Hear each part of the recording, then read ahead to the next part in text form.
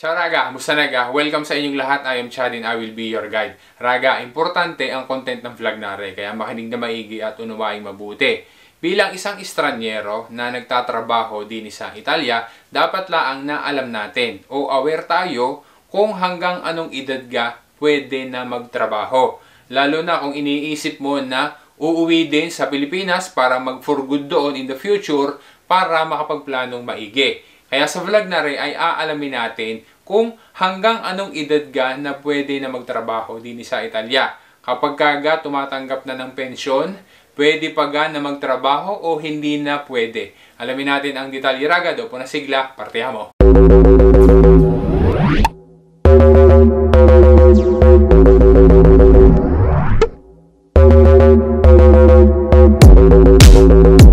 Madami kasi ang nagtatanong kung hanggang anong edad ka pwede na magtrabaho. Para sa iba kasi ay gusto pa rin nila na maipagpatuloy yung kanilang propesyon hanggat kaya nila. Marami din naman na inaasahan yung matatanggap na pensyon kapag ka sila ay nag-retire na. Madami kasi ang nalilito sa usapin na yan kasi nga wala namang iisa o exact o definite na sagot tungkol sa usapin na yan. Para malaman kung hanggang anong edad ka na pwede na magtrabaho, marami kasi at yan ay nakadepende doon sa iba't ibang mga factors. Hindi lang ang dapat na malaman kung yan ga ay lavoro autonomo o self-employed o baka naman lavoro dipendente o nagtatrabaho sa isang kumpanya o kaya naman ay sa isang amo. Kailangan din kasi na malaman kung yan ga ay nasa public o kaya naman ay private na sektor kasama. Ang totoo niyan, hindi naman talaga kailangan na malito kung anong edad ga na dapat na titigil na sa pagtatrabaho dahil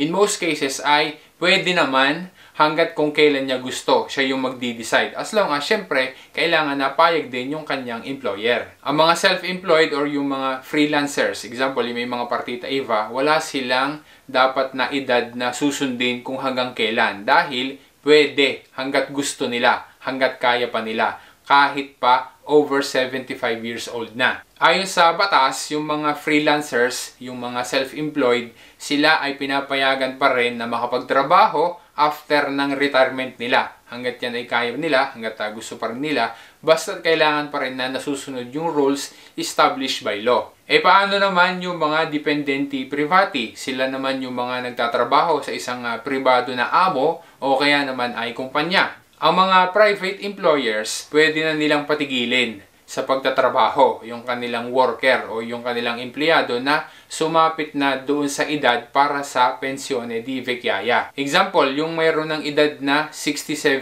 years old. Exempted lang diyan yung mga workers na mayroong disability o kaya naman ay yung mabibigat yung kanilang trabaho, yung tinatawag din na mansioni gravose. Optional na lang doon sa employer kung papayagan pa rin yan na makapagpatuloy sa pagtatrabaho yung kanyang worker. Kailangan lang na sila ay mayroong kasunduan na may pagpatuloy pa yung raporto di lavoro.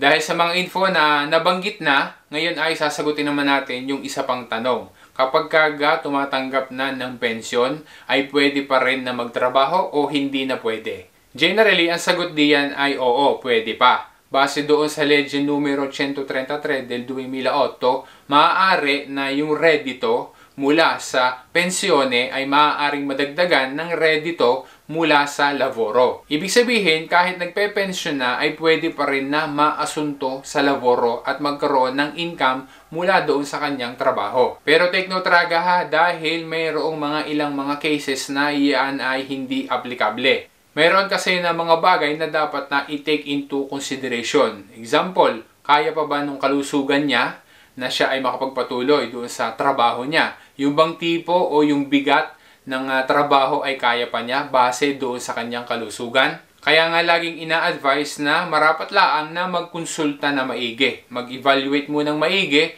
bago magpatuloy o kaya naman ay kumuha ng bagong laboro habang tumatanggap ng pensyon. Ang isa pa na bagay na dapat na pag-isipang maigi, na dapat na i-take into consideration ay yung tungkol doon sa posible na taxes na babayaran. Siyempre, kapag mas malaki ang redito ay mas malaki din yung posibleng tax na babayaran. Dahil nga ang taxes ay nakabase doon sa bracket ng redito mo, kung saan na bracket na kasama ang iyong redito. Kasi kung merong redito or income mula doon sa iyong trabaho, tapos ay meron ka ring redito, meron ka ring income na galing naman sa pension. Ibig sabihin ay dalawa ang source ng income mo. Ibig sabihin, mas magiging malaki yung iyong magiging redito. Pagtaas ng redito, syempre, tataas din ang maaaring tax na babayaran. Sabi nga baka yung malaking parte ng income ay sa tax lang ang mapapapunta. Kaya dapat na i-evaluate na maigi. Pero kung halimbawa naman na mababa lang naman yung natatanggap doon sa pension, tapos ay yung sweldo na galing doon sa trabaho ay mababa din lang naman, pwede pa rin naman yan gawin dahil kumbaga pandagdag doon sa redito mo mula sa pension, yung redito na nakukuha mo doon sa iyong trabaho. Raga, uulitin lang natin ha, marapat lang na magkonsulta muna, magtanong munang maigi doon sa marunong bago magpasya na magpatuloy sa pagtatrabaho habang nakakatanggap na ng pensyon. O Raga, umaasa ako na naging malinaw sa iyo at nakatulong sa iyo ang content ng vlog na are. Salamat sa panonood mo at salamat sa patuloy na pagsuporta mo. Baka sakali na hindi ka pa nakakapag-subscribe sa aking channel, sana ay mag-subscribe ka na, hit mo na rin yung bell, play mo yung all, para na sa gayon ay wala kang mamimiss sa mga videos. At dini din sa aking Facebook page, Chad Will Guide, sana ay ma-follow mo ko diyan at pwede rin na i-subscribe mo ko diyan. Huwag mong kalimutan na mag-thumbs up at importante, malaking tulong mo sa akin Raga kapag na-share mo rin sa iba ang aking mga vlogs. Once again, this is Chad and always remember, Chad Will Guide. Grazie Raga, alla prossima!